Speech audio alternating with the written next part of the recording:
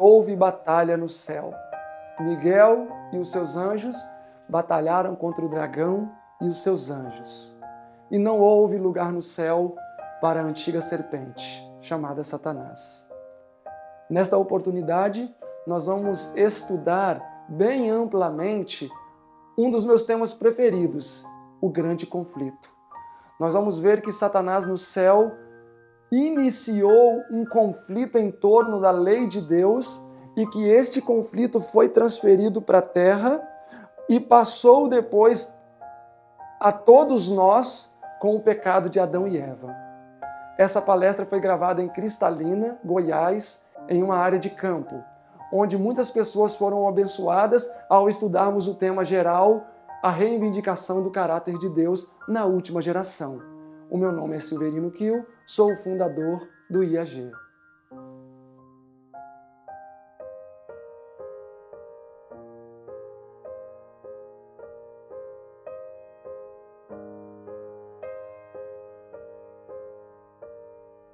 Hoje eu gostaria que nós estudássemos um pouco mais agora sobre qual deve ser a nossa atitude diante do conflito e vamos avançar um pouco para o próprio céu, para estudarmos alguns detalhes que parecem estar ocultos a uma leitura precipitada dos bastidores do conflito cósmico que teve início no céu.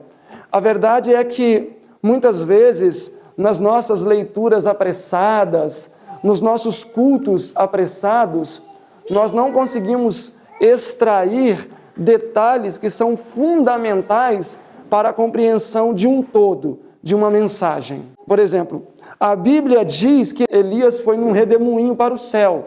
Aí todos dizem que foi na carruagem de fogo. A Bíblia não diz que são 3 reis magos, porém todos pintam um retrato de 3 reis magos. Entre muitos outros detalhes que muitas vezes nós até repetimos por falta de estudo acurado ou um estudo com um pouco mais de atenção, ou ainda com um tempo de melhor qualidade, que nos leva então, muitas vezes, agora em proporções mais graves, a compreensões equivocadas de textos sagrados. Existem assuntos que com o passar dos anos perderam o uso. E esses assuntos precisam ser novamente reavivados.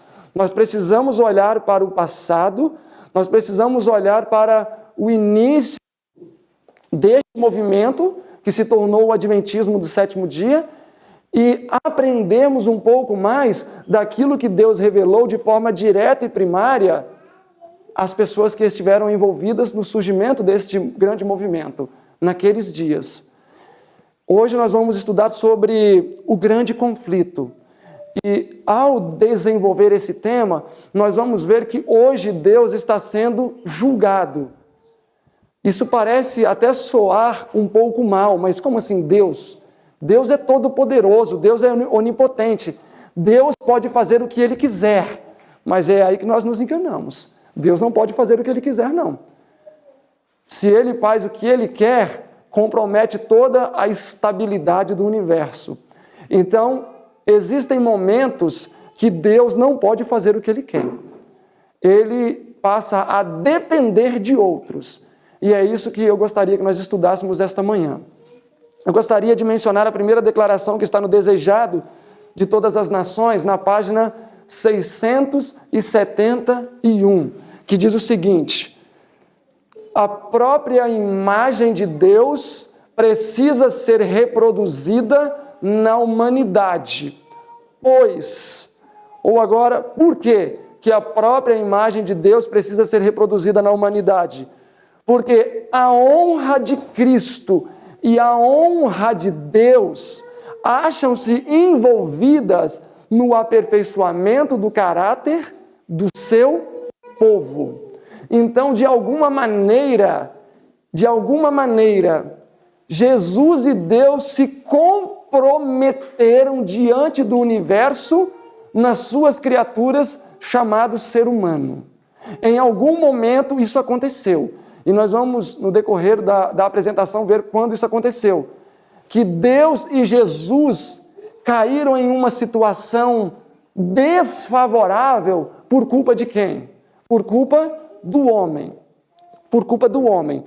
No céu, Lúcifer fez 3 graves acusações. Ele fez 3 graves acusações. Estas acusações precisam estar sempre vívidas na nossa mente, porque podemos dizer que estas acusações compõem o transfundo de todo o conflito que se estendeu e estende-se até hoje. A primeira acusação de Lúcifer: a lei de Deus é injusta. O desejado de todas as nações, página 117. Depois, Satanás apontou o pecado de Adão e Eva como prova de que a lei de Deus é injusta, pois não pode ser obedecida. Então, qual foi a primeira acusação que Lúcifer levantou no céu? A lei de Deus é injusta. Por que a lei de Deus é injusta, Helry? Porque não pode ser obedecida. Ela não pode ser obedecida. E ele começou a difundir este pensamento na mente dos anjos. Olha, a lei é injusta. Não dependemos de lei. Somos seres santos, desprovidos de maldade. Não temos necessidade de observar uma lei. A segunda acusação é a contração da primeira. Quem foi que lavrou a lei? Deus. Se Deus lavrou uma lei que é injusta, logo ele também é injusto. Se eu pedir para o Jonatas, desse tamanhozinho, trocar esta lâmpada aqui, sem nenhum auxílio, eu seria justo? Obviamente que não. Eu iria estar dando a ele uma missão injusta, porque ele não iria conseguir fazer. E logo eu também seria injusto por submetê-lo a tal situação. Então Satanás dizia que Deus era injusto, né? Vocês podem ver também isso, História da Redenção, na página 206, que Deus era injusto por quê? Porque simplesmente ele fez uma lei que não poderia ser obedecida. E aí temos a terceira grande acusação, História da Redenção, página 15. Ele dizia que Miguel também não era Deus. E nós já vimos isto ontem. Miguel era um anjo, um dos arcanjos. Porque filhos e filhas de Deus, na página 295, o último parágrafo diz assim: anjos e arcanjos ficaram encantados com o plano da redenção. Então Jesus era um dos arcanjos, das miríades celestiais. E ele dizia, ele não é Deus, então por que ele vai aos concílios e eu não? Por que ele desfruta destes privilégios que eu não desfruto? Então Deus teve que revelar a identidade de Miguel. Depois vocês podem ler o capítulo 30, a página 38, 36 do Patriarcas e Profetas, que isso está bem claro ali, porém leiam com atenção, as palavras querem dizer muita coisa. Por exemplo, a página 38, no primeiro parágrafo, diz assim: por inveja, ciúmes e falsas acusações de Satanás, foi necessário Deus revelar a verdadeira posição de Miguel. Revelar. O que é algo, se precisa revelar, é porque estava oculto. E na página 36 nós temos então o desenvolvimento desse tema.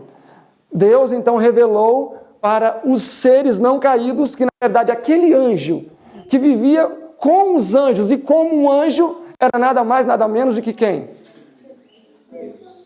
Deus e o pai deles. Está vendo esse daqui? Que é um companheiro de trabalho de vocês? Ele é o pai de vocês. É isso que diz na página 36 de Patriarcas e Profetas. Ele é o pai de vocês, ele que criou vocês. E no último parágrafo diz que os anjos extravasaram em louvores o seu amor por Cristo. Porque eles pensaram, nossa, então quer dizer que Miguel foi quem nos criou? E todos esses anos vivemos juntos aqui, ele nunca reivindicou isso para si? E a página 37 do Patriarcas e Profetas diz que mesmo Satanás se dobrou diante de Cristo quando ele recebeu esta informação e extravasou ali o seu amor pela divindade, mesmo o próprio Lúcifer. E Deus, para ratificar a autoridade divina de Miguel, pediu para ele fazer o quê? Criar o planeta Terra com todos os seus habitantes. Então, quando diz ali, façamos o homem à nossa imagem, existia muito mais do que uma divindade, existia todo um universo acompanhando para ver se de fato aquele anjo era Deus. E todos acompanharam muito de perto o quê? Jesus criando todas as coisas. E aí foi refutada a primeira acusação de Satanás, de que Miguel não era Deus. Quando os anjos viram ele criando o planeta com toda a sua vida, ficou claro que ele tinha poder criador, e só um Deus pode ter poder criador. E por um tempo, Satanás manteve-se humilde e manteve-se submisso a todos os reclamos da lei de Deus. Porém, primeiros escritos na página 145 diz assim: o pai consultou o filho quanto à formação do homem. E Satanás não foi consultado. Ele desejava ser informado quanto à formação do homem. E porque não foi, novamente o seu coração encheu-se de ciúme e raiva. E agora ele não pôde conter-se mais.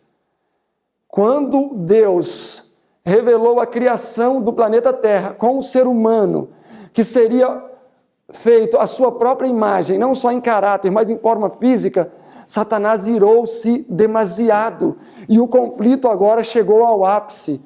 Mas notem que o que elevou ao ápice o conflito foi a nossa criação. Então, mesmo antes de sermos criados, nós já fomos o motivo da rebelião plena de Satanás nos céus. E aí ele começou a trabalhar enfaticamente. E diz História da Redenção, página 18. Quando Deus chamou Satanás para acertar as contas. Porque houve um grande concílio. E neste concílio, Deus falou: olha, cada um vai ter que decidir de qual lado estará nesse conflito. E neste momento, segundo a História da Redenção, página 18, Satanás havia conquistado quase a metade de todos os anjos do céu. Gente, quase a metade não é pouco, não.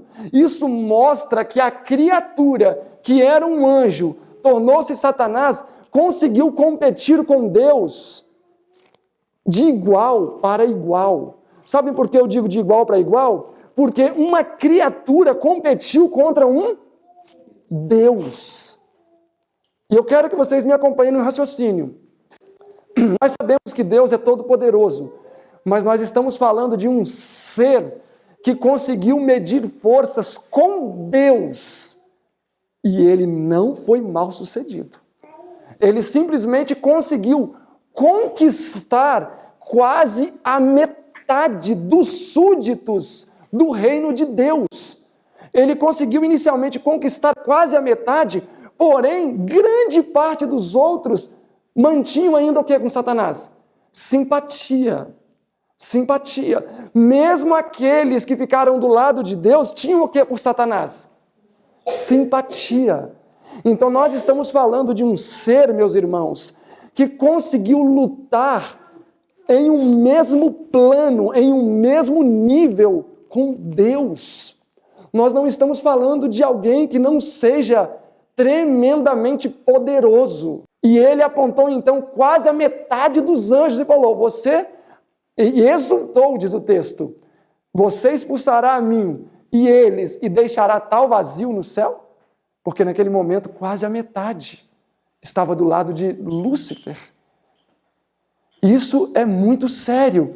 E qual era o pivô principal da argumentação de Satanás? Sinais dos tempos. 16 de janeiro de 1886, diz assim: no céu, Satanás disse que a lei não poderia ser guardada. E eu quero depois mencionar a segunda parte da citação. Mas talvez vou mencionar logo, né? E aí segue dizendo: e na terra existem muitos homens por ele controlado que repetem a mesma acusação contra Deus, afirmando: não é possível guardarmos a lei.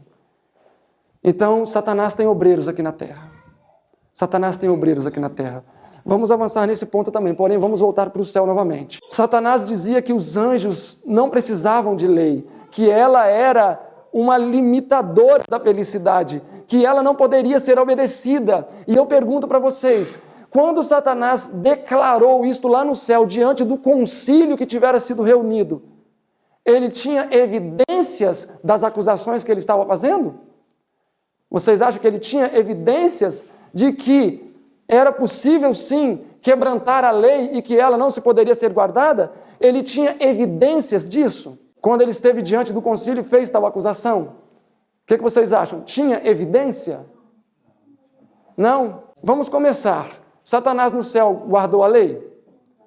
Mas chegou um momento, então já temos uma evidência, né? Depois nós temos mais quantas evidências? A terça parte dos anjos. A terça parte dos anjos não guardaram a lei. Guardaram um tempo, porém depois deixaram de guardar. Então ele tinha evidências? O argumento de Satanás era um argumento robusto? Ele simplesmente falou, olha, eu tenho aqui uma pequena prova. A terça parte dos seus anjos não guardaram a lei. Era uma evidência forte ou não era? Era uma evidência muito forte. E neste momento, se Deus tivesse destruído a Satanás, diz a pena inspirada, o que teria acontecido? Teria desestruturado todo o universo. Por quê? Porque os anjos estavam acompanhando de perto e eles pensaram, eles são inteligentes. Realmente, eles não guardaram. Será que ele tem razão?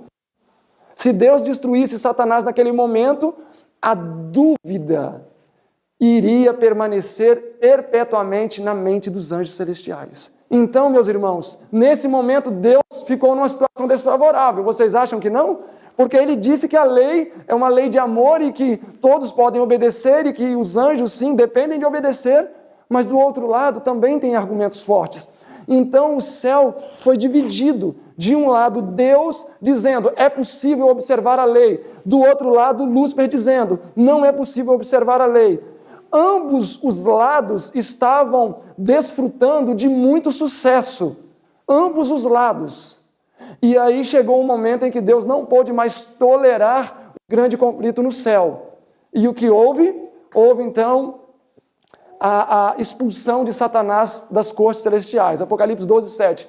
E houve batalha no céu. Miguel e os seus anjos batalharam contra o dragão e os seus anjos. E não se achou mais lugar no céu para o dragão e seus anjos. Foram expulsos para a terra. No entanto, Mensagens Escolhidas, volume 1, página 316, diz assim, um texto fabuloso. O conflito que teve origem no céu em torno da lei de Deus foi transferido para a terra. Então, aqui na terra, qual continuou sendo o alvo dos ataques de Satanás? A lei. Porque Deus disse o que para Adão e Eva? Gênesis 2,16. E ordenou o Senhor Deus ao homem, dizendo, de toda a árvore do jardim comerá livremente. Verso 17. Mas da árvore do conhecimento do bem e do mal dela, porque o dia em que dela comerdes, certamente morrerás. Esta era a lei de Jeová para Adão e Eva. Quando Satanás, aqui na terra, procurou reconciliação, porque ele procurou reconciliação, quando ele começou a ver os resultados da rebelião, quando ele começou a ver os conflitos entre os seus anjos, a discórdia, ele teve o quê? Remorso. E ele pediu a um anjo, olha, eu quero voltar, eu quero uma entrevista com Jesus. Foi concedida a entrevista. Capítulo 1 e 2, História da Redenção relata isso, capítulo 1 também do Patriarcas e Profetas. Foi concedida então essa entrevista. E aí Lúcifer até chorou. E Jesus calidamente olhou para ele e disse o quê? Vejo que ainda existe sementes. Foi coisa grande que naquele momento existia no coração de Lúcifer? Semente de rebelião no seu coração. E Jesus começou a chorar e disse que ele não poderia ser novamente readmitido no céu. E a prova de que existiam sementes no coração de Lúcifer é que quando Jesus se retirou, diz a irmã White, que Satanás se voltou com um ódio dobrado para levar Adão e Eva à queda. Porque ele pensava, alcançarei o céu novamente, agora então pela força do argumento. Porque se ele levasse Adão e Eva ao pecado e Jesus os aceitasse, seria obrigado aceitá-lo também. Agora, se ele destruísse Adão e Eva, ia demonstrar o quê? Que Deus é um Deus tirano, se não faz o que ele quer, destruição. Então ele tentou cercar Deus de todos os lados. Por isso que em Gênesis 3:4, quando ele foi tentar a mulher, ele disse, certamente que não morrerás. Verso 5, ele continuou dizendo, porque Deus sabe que o dia em que desta fruta comerdes, abrir-se-ão os vossos olhos e sereis semelhantes a Deus. Quem no céu pretendia ser semelhante a Deus? Ele, como criatura, pretendia ser semelhante a Deus, não em caráter, mas em autoridade e poder. E ele incutiu esse mesmo desejo no coração de Eva. E a mulher comeu do fruto e transgrediu a lei de Deus.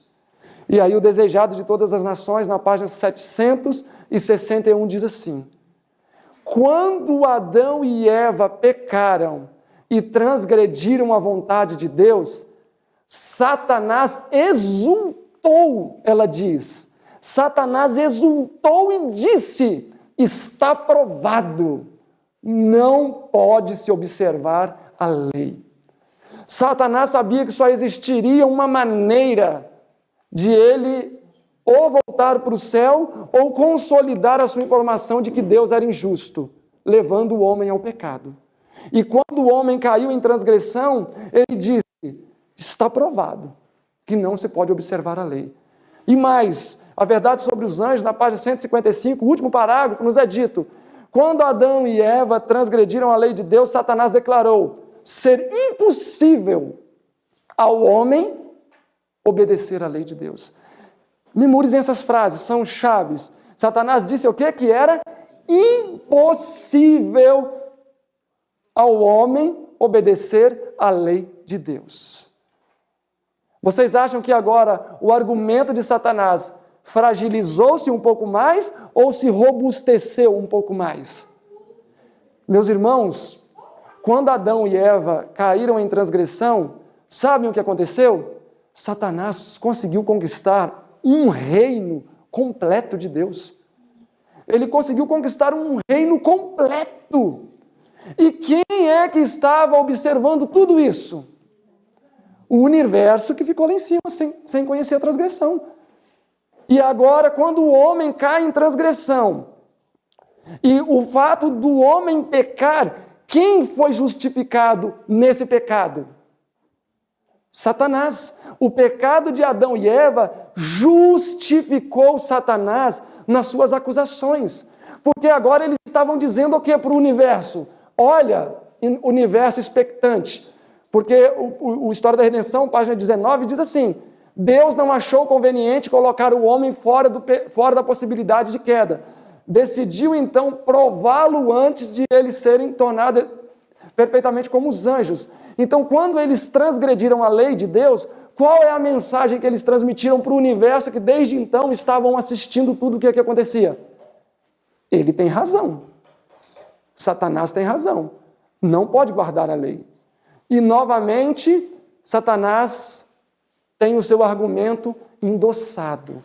O pecado do homem justificou Satanás nas suas acusações contra Deus lá no céu. Quando nós pecamos, nós estamos falando que quem está com a razão? Não tem para onde fugir. Quando eu peco, eu estou dizendo o quê? Olha, ele tem razão. Porque quem foi que disse que não pode guardar a lei? Foi Satanás. Ah, mas não é esse pecado. Bom, o grande conflito na página 683 diz assim, em toda a Escritura só temos uma única definição de pecado. E qual é? Transgressão da lei. Quando nós transgredimos a lei, nós estamos dando razão a quem? Nós estamos justificando a quem? Satanás, e não a Deus. No momento, então, em que o homem cai em transgressão, um planeta recém-criado, pessoas santas, seres puros, quando eles caem em transgressão, o que acontece lá no céu? Diz o primeiros escritos que os anjos atiram de suas cabeças as coroas. Mas todos nesse momento olham para quem? Olham para Deus. Todos olham para Deus e falam, mas como é que pode? Eles pecaram também. E aí vem a descendência de Adão. E eles fizeram o quê? E aí vem Paulo em Romanos 3:23 que diz que todos pecaram.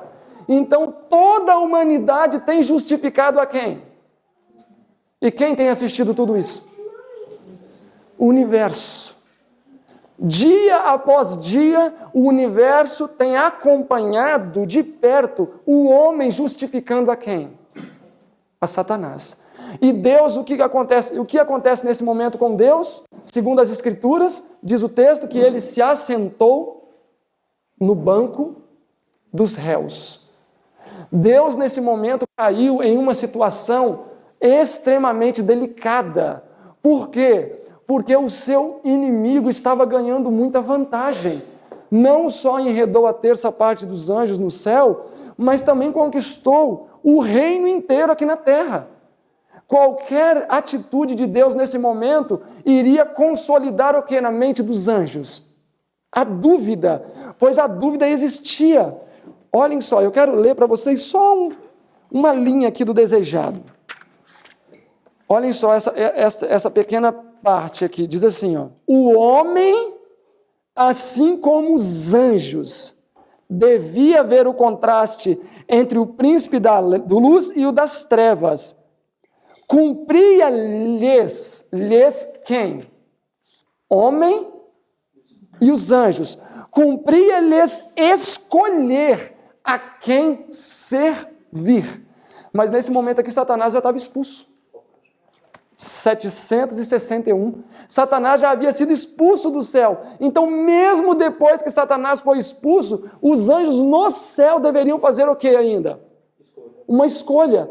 Até a cruz, notem isso, até a cruz, os anjos nos céus poderiam ainda escolher ficar do lado de quem?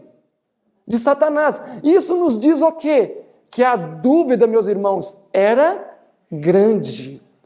Tanto que nesta mesma página, no parágrafo anterior, diz que existia laços de amizade e simpatia entre os anjos do céu e Satanás.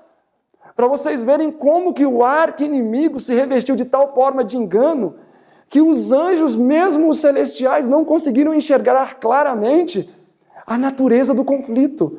E Deus, nesse momento, teve que fazer o quê? Deus teve que se calar. Vocês entendem isso? Isso é muito sério. Chegou um momento em que a criatura conseguiu fazer isto com Deus, amarrar. Isso parece uma loucura, mas foi o que aconteceu. Qualquer atitude de Deus nesse momento, o que os demais anjos iam dizer? Ele está manipulando os fatos. E Deus, então, se assentou onde?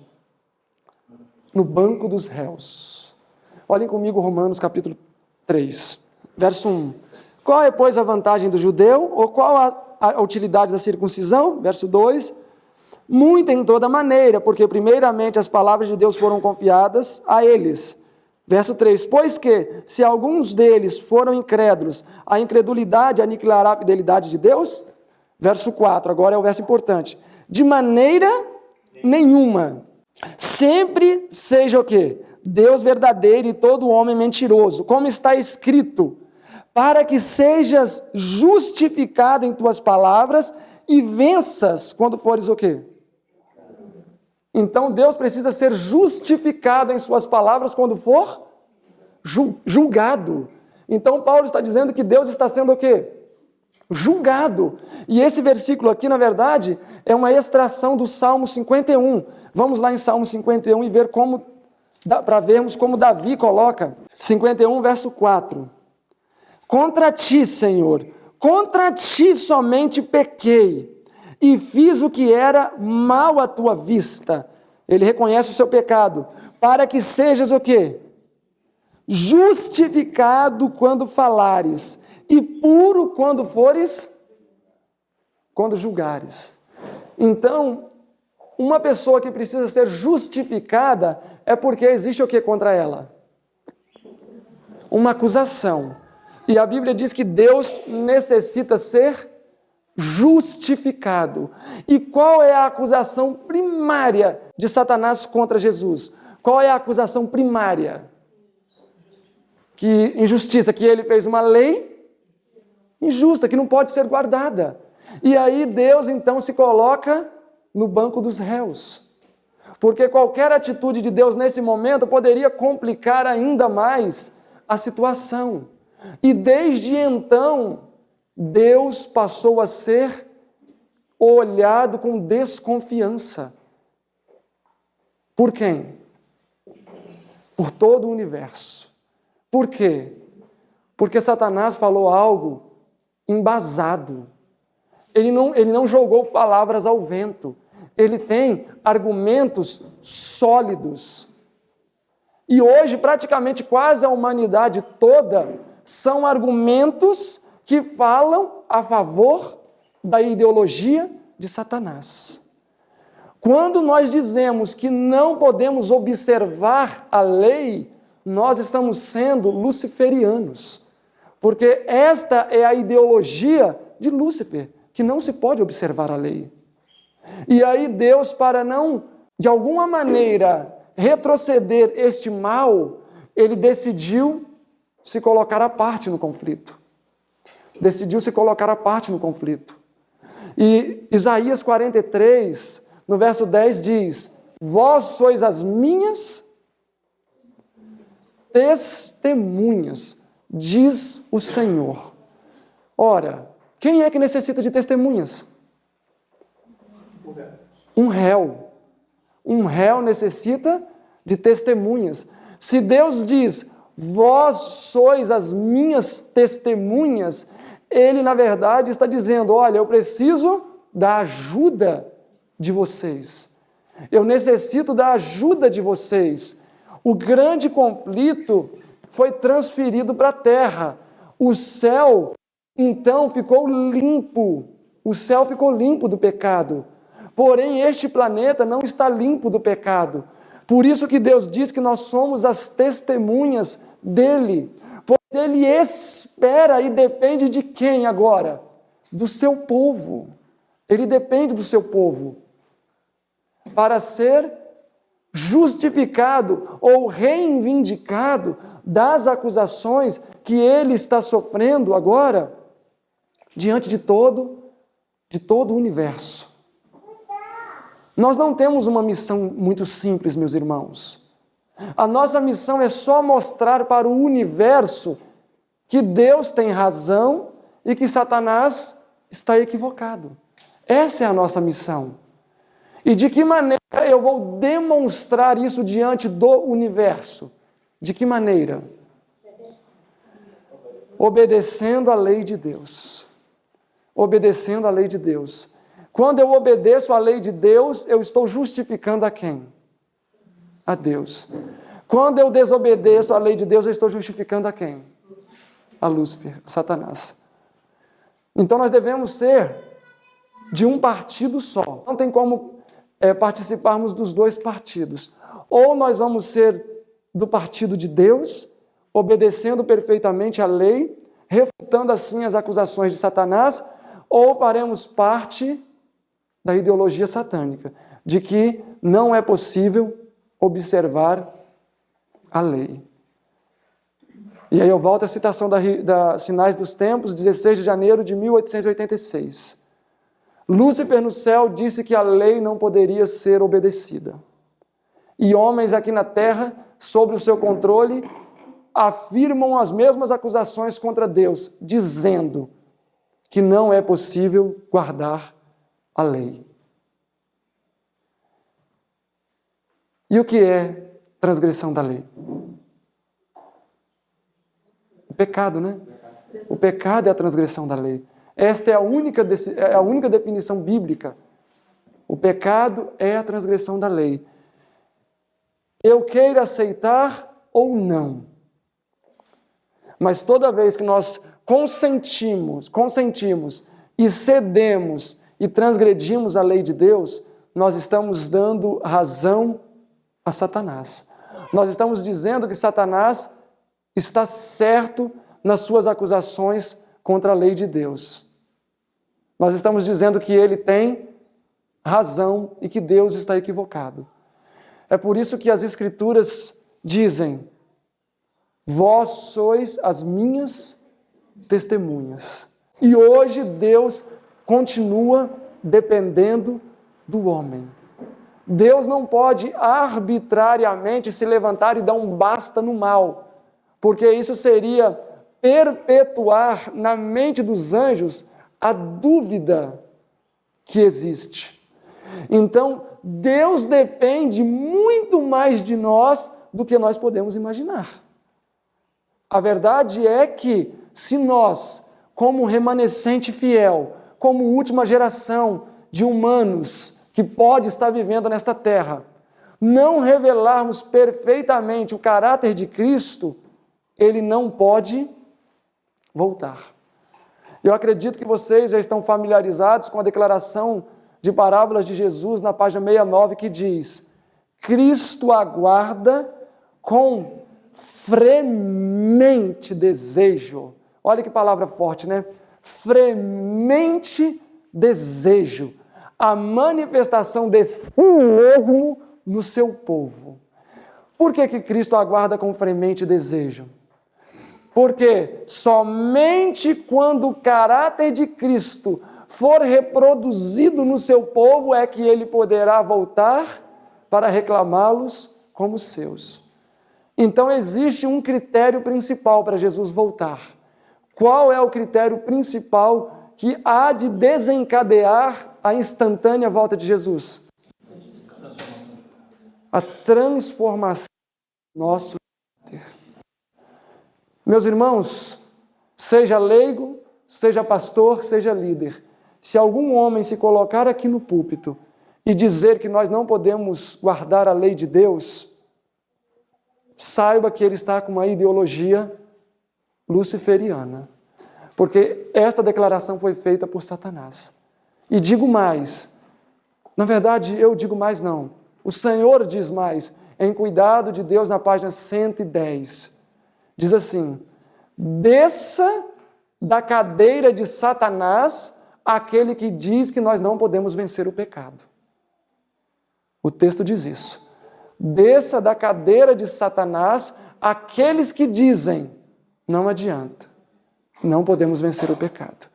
O texto segue dizendo, nos confortando, porém não anulando a sentença.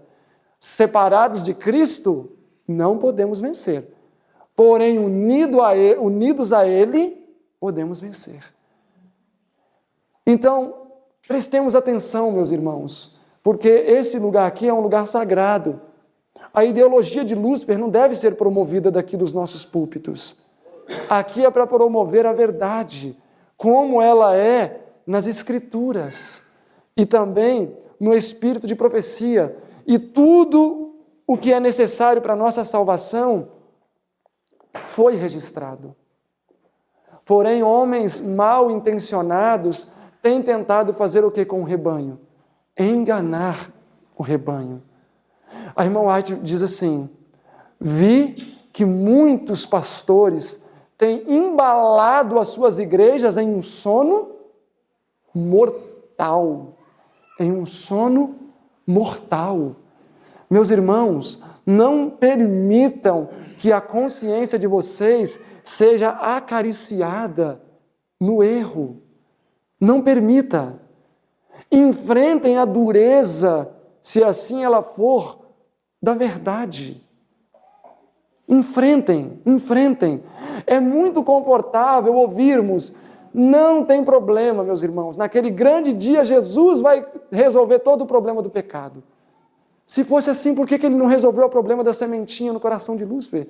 Afinal, era somente uma sementinha. O próprio Jesus diz o quê? Veja o que há ainda no seu coração, o quê? Semente. Se Jesus não pode lidar com uma semente, por que ele vai lidar com transgressão aberta nesses dias? Ele não vai lidar com semente de pecado nem nada disso.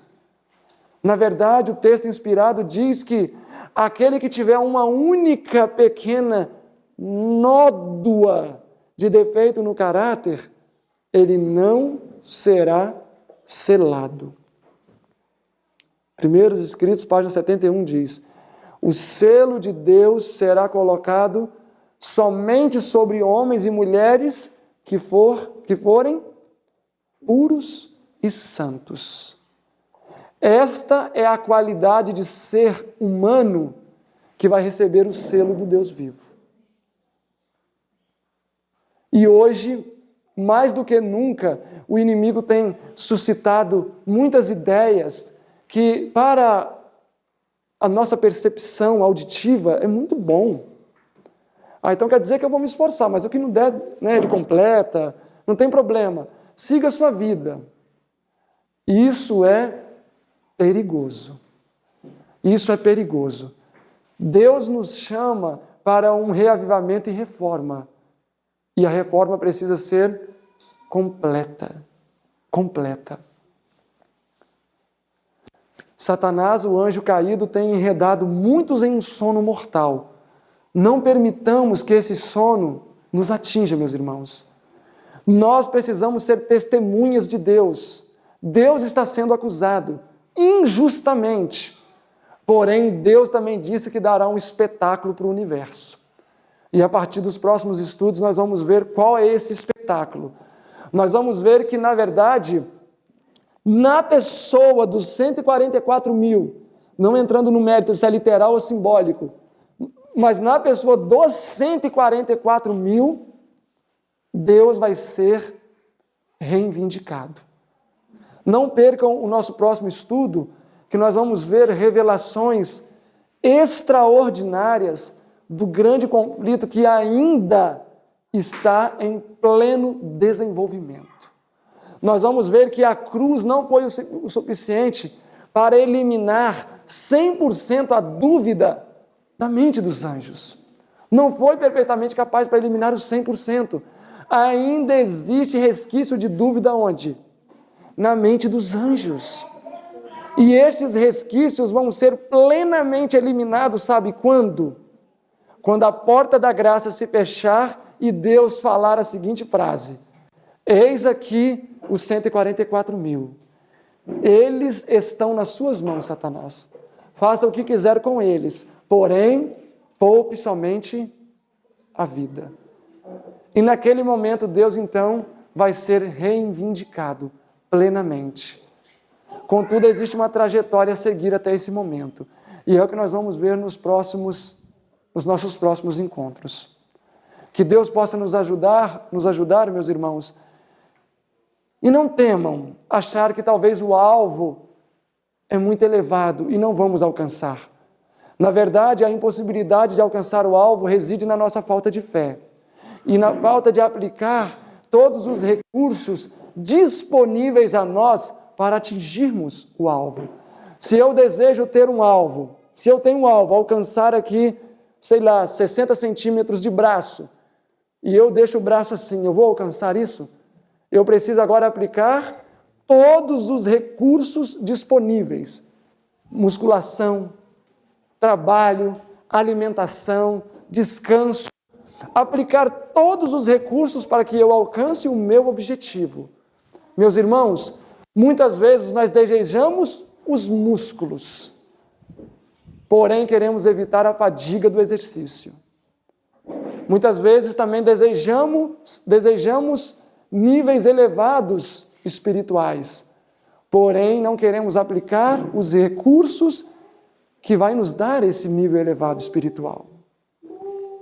Que Deus possa nos ajudar a aplicar todos esses recursos. E aí eu tenho certeza que alcançaremos sim grandes alturas espirituais.